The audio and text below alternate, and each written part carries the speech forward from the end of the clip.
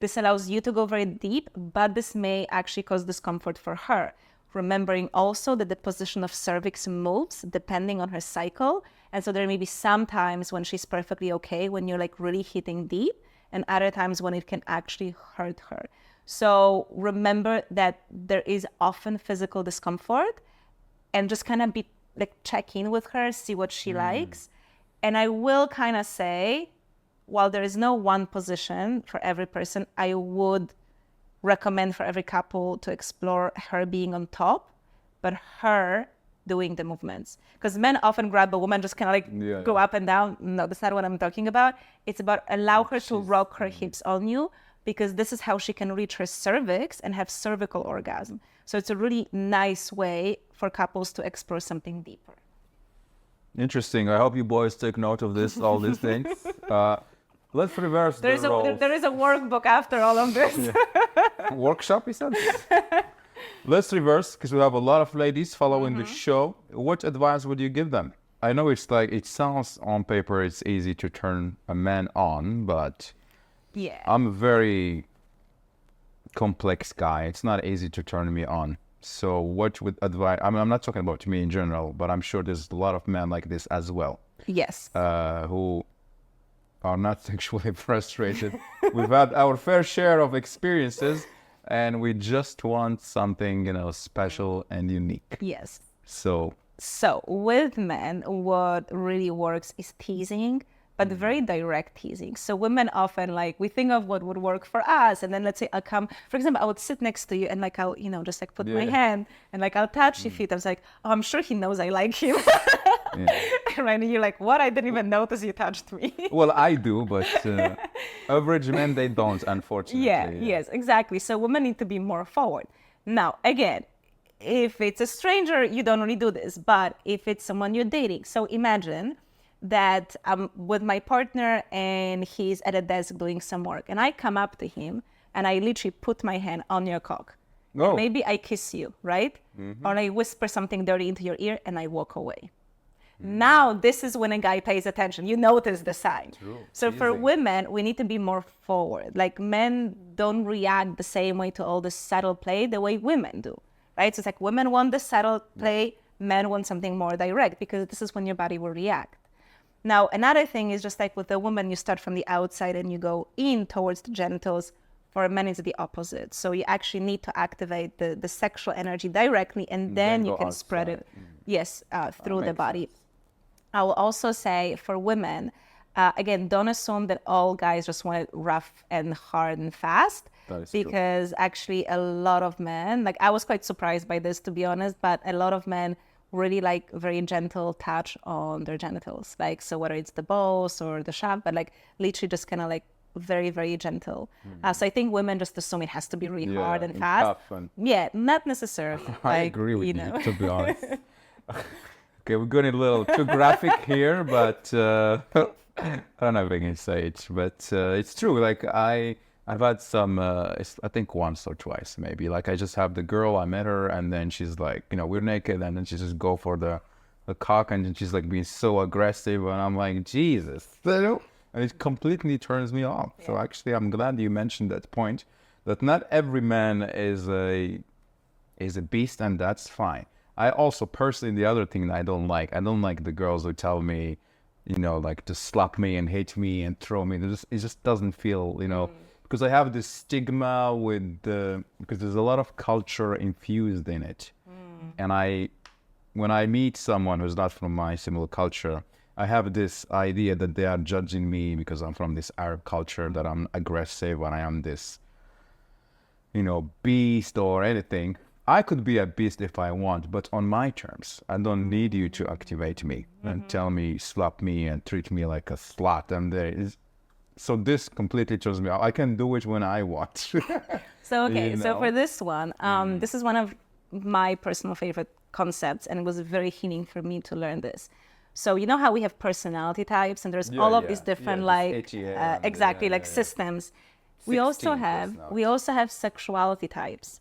So in Tantra, we work with elements, with chakras. So basically what we have is earth, fire, water, and air. Right. And it's linked to your astrology. It's going to tell you like a lot about like how you show up in life in general. So earth and fire, they're very intense. And these are the signs that, yes, pin me to the wall, grab me, I want to feel this. Earth is very animalistic. So literally it's like just pounding, breaking the bed, very, very physical. Fire, it's also very strong, very passionate. Fire is a lot about this game of dominance and submission. And so, for example, even flirting needs to be done this way. It's like, oh, you want me? Well, let's see. And like, you know, it's like, it's a bit of like a banter kind of like being cheeky with each other. And you need this, right? So that activates the game.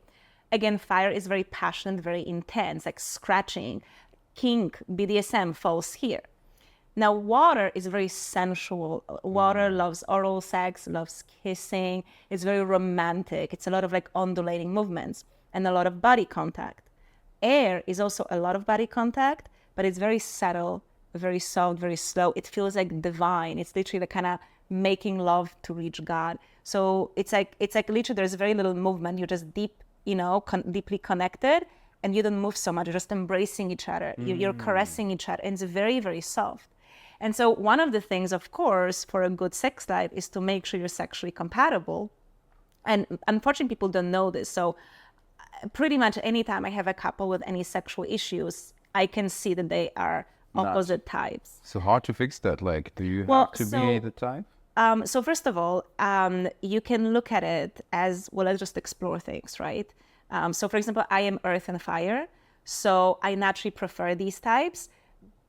But if you have the same type of sex all the time, it also gets kind of boring. Yeah, so then like, okay, well, let me explore this other aspect.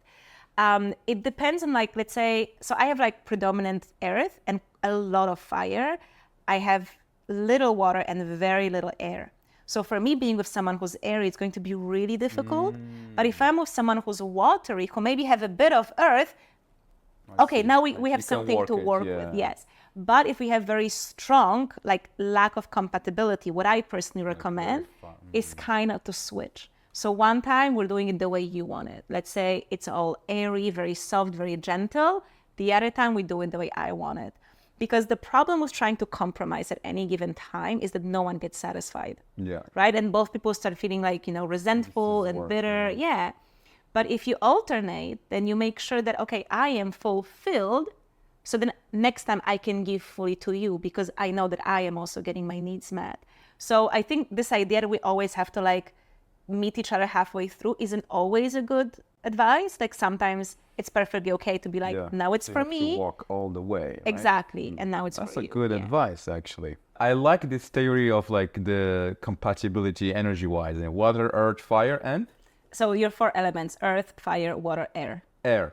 And I think that I personally switch from one to the other depending on the mood. And I think that's because it makes sense to me, like so much sense, that I'm actually glad that you mentioned it. So can you share like a transformative experience that you had with a student or a client? That's something that touched you deeply. I think the stories that, oh goodness, it's hard to pick one. Okay, can I share a few? Go ahead. So if I look at the clients I've had, there's a few stories specifically that really like got to me.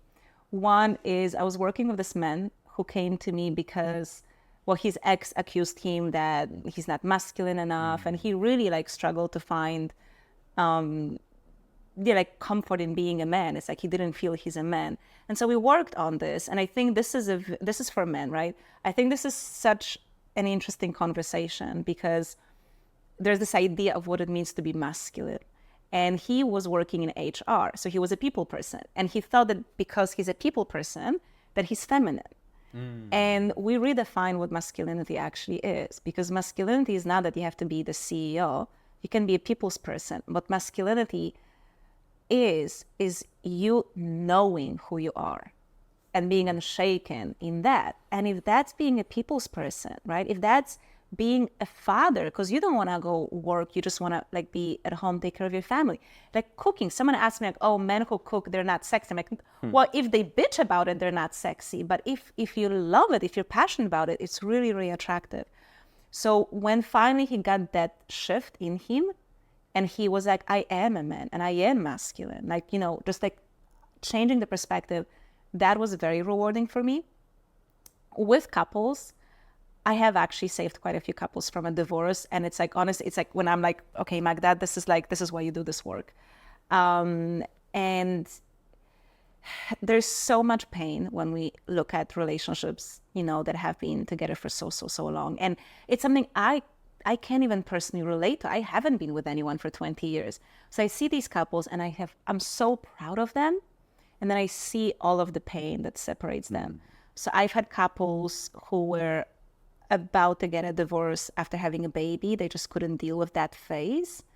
I've had couples who, let's say, hadn't had sex for like 10 years, and being able to shift that for them, you know, it's like, think, for example, like you mentioned the beginning, your ex as well. So think of the beginnings of your relationship, like there was attraction, how you felt about her.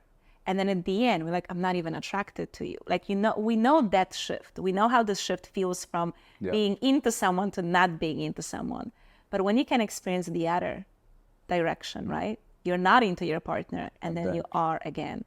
That is so powerful. But, you know, again, in some cases, you may hear one thing and be like, oh, yes, this is it. And like something shifts automatically. In most cases, it's a continuous work. It's not one thing that changes it. It's, you know, it's the tipping point, right? It's like you build it. And then finally one small thing makes the difference. But it was everything you've been doing. But mostly I would say just by even wanting to talk about this,